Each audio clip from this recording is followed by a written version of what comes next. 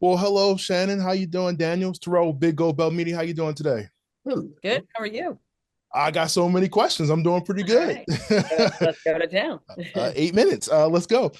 So I want to start off the group question here. What I mean, it's been so long. I feel like since I've seen some martial arts films, like I feel like they're either they're like dedicated like to an app now or whatever, like exclusive, because there's a few places that have it, but to get it to this extent, I feel like the Van Damme films and stuff like that are just gone. And not only we getting one but four films. What brought about this I guess wanting to bring back this true to form martial arts film? Take it away, Dan. But you, amongst all the people we've talked to, get it better than all of them. It is exactly what you just said. I've been doing this for 30, 40 years. I loved all those movies back in the day when there was a new one or two martial arts films a week in the a month in the video store. The Jeff Speakman and Mark Dacascos and Seagal and Van Damme. And I realized they didn't exist anymore. And I still love these movies. I also worked at a channel I programmed called Black Belt TV, where I had the opportunity in about 75 countries to put on famous Shaw Brothers movies, but also all these direct-to-video movies. And I saw them rate better in every country every time they were on than some of the more famous ones. So I had a pretty good database saying people still love these movies, and I knew they didn't exist anymore. So I wanted to make movies just like those that had modern sensibilities to it. I mean, not only did you do that, but you got some really good stars for these movies, like people that legitimately know what they're doing, not just actors that pretend to fight, but people that can actually fight. So I mean, that definitely makes a difference, and you can see it in each one of these moves, each one of these movies. Definitely, looking at one of Lady Scorpion's, thinking that like these women can get down in the fight. I mean, just the movement. I honestly, I was saying earlier, I can't tell if it's a stunt guy or stunt person or them. Like it's so fluent. Like it looks that good. Um, Well, the requirement for the whole slate was that people could act and do martial arts. And that's a challenge because there's not that many yeah, martial artists who can act. So we really drilled down hard finding the right people that could do that. And part of that came with giving people opportunities. And that's our idea is like to start, the next Jean-Claude Van Damme and have it yeah. be a woman. It's Caitlin Deschelle or what have you. So we really feel like we're introducing some wonderful talent to the world that did everything on their own. There's not one stunt person that comes and does anything in these movies. No stunt doubles were used. In fact, Jade Zhu and Caitlin are the stunt doubles for big A-level actors. So we were more concerned that they could act. We knew they could fight. Right. Yeah, I mean, you guys did a good job on the casting here. Thank you. What's the plan as far as like the releasing this? Because I mean, we got four films. I mean, you're not going to drop these all at once. Is there like a particular order of how you want to release these, or are we building more of a? I don't want to say shared universe here, but just under Republic Pictures, are we how many movies are we planning to do, and what's the plan to release these for? Well, the plan right now for the four, we always, as we did all these in less than 2 years. By the time we had been working on the slate for years. By the time we actually got to shooting, pre-production and shooting, we were less than 2 years because they wanted to release the four as a bundle. They wanted to have four to go out with. And it was their idea to release them grindhouse style so that we have double features in Art of Eight Limbs and The Lockdown, domestically coming out on August 16th. And then the next week, August 23rd, we'll have Lady Scorpions and Kung Fu Games. And so double features for the theaters. And then each week they'll start rolling out digitally. So it'll be Art of Eight Limbs, followed by Lockdown, followed by Lady Scorpions, followed by Kung Fu Games. And then they'll re-release as a bundle. So it's fun. I think if someone misses it at the theater, they know they can watch it on digital the next week. So there's something kind of for everyone, which I think is great. Is the plan to avoid physical release, or are we going to get some Blu-rays for these?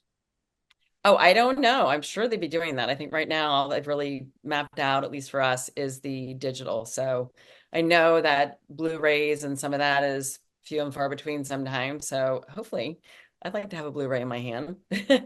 Yeah. I'm getting, as far in terms of the writing here, I'm getting just a little bit of a taste of everything. Every martial arts film has to have a tournament of some sort, or it has to be, this person already has like some background that they were like special ops or something like that, and they just have to go save, the person, Lady Scorpions, she had a background that's gonna go save her granddaughter. Like I said, you got some amazing people to do this. I'm curious to know. Was anybody hurt at all? I mean, I'm sure somebody got bruised. Like, I mean, it's a lot of like I could honestly cannot tell if this person actually got hit in the face or not in this movie. That's No, I how mean, good it is. there were definitely some ice packs that we had to pull out, but you get people who are very precise. But sometimes people are so into the moment Yeah, that, something happens, but everyone's padded, everyone's safe, very safe. The number one concern in any movie for me is safety of the cast and crew, and everyone was safe. And that also requires them rehearsing everything they were doing so that on the day, no one's hurt, So no one hurt, couple ice packs here or there, but everyone's fine.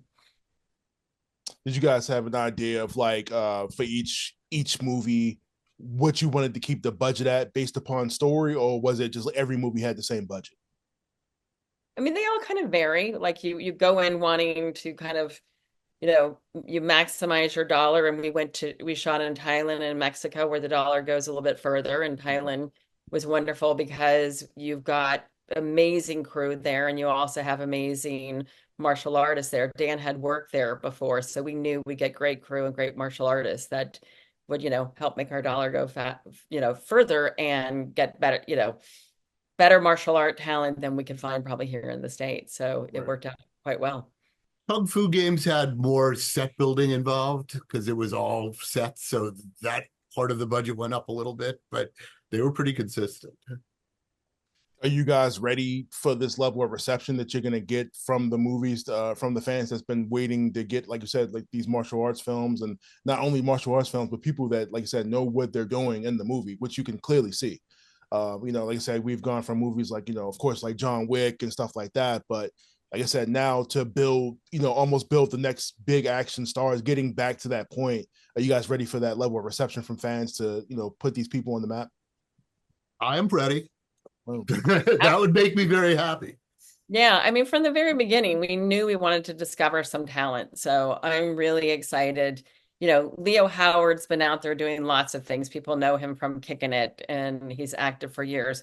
But I think they're really going to see what a true talent, he is in the ring and with his martial arts. And Caitlin Deschelle, we liked her so much in one movie, we brought her back for the next one. And Mark Strange, who came from England, we really wanted some, big guy to kind of be the counterpart to Caitlin, and had to look all over the world for the right person. And he's been in a lot of movies, but he's a lead here. So I'm excited for the world to see Mark Strange as a lead. And Jade Zhu has been all over the map, done lots of things.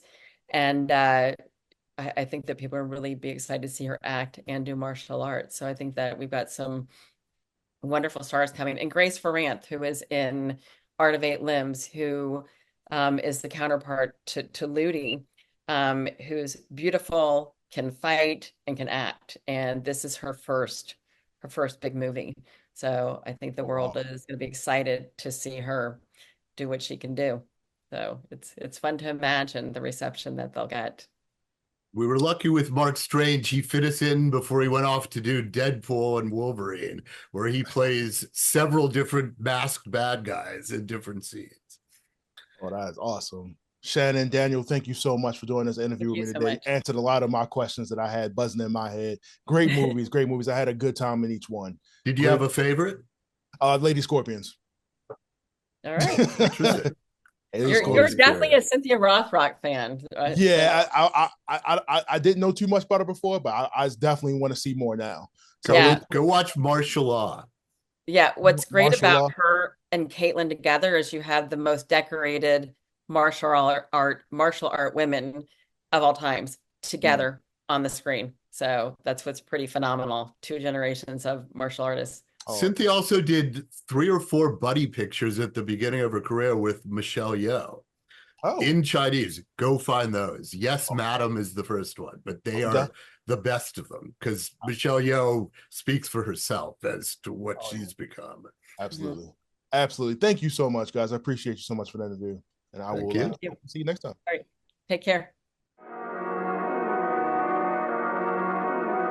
Ridiculous.